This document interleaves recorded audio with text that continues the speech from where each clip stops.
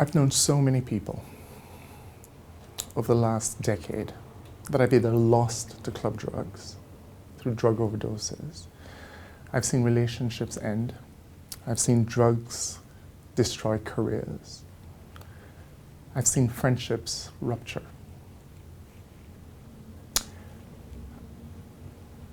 I think my message would be about understanding that what can seem as being harmless is not necessarily so for everyone.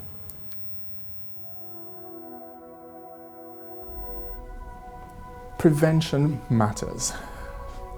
You know, each year we're seeing between 2,500 to 3,000 new HIV infections occurring in this country, and that's a huge cost and burden to the healthcare service. It also has huge impacts on men's lives, on the lives of their loved ones, their partners, their families, and the communities. And it makes no sense for me that we're continually playing catch-up with this epidemic. In England, we have the tools, we have the infrastructure, we have the resources, we know what works.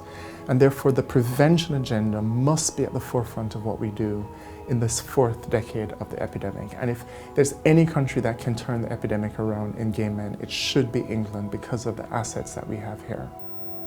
And that prevention has to occur when men are in infant school. It has to occur early. It has to be about building resilience.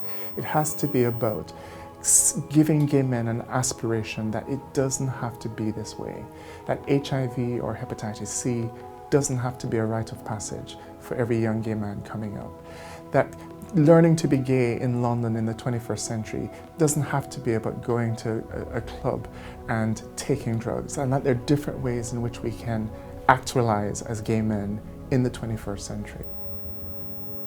And it's about thinking about resilience, it's about thinking about our mental health and our capacity, and it's about thinking about how we are socially connected with each other.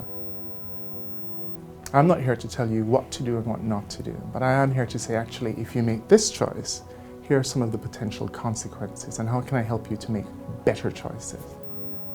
To live healthy, longer, happier, to have the best sex that you want to have, but to do it safely.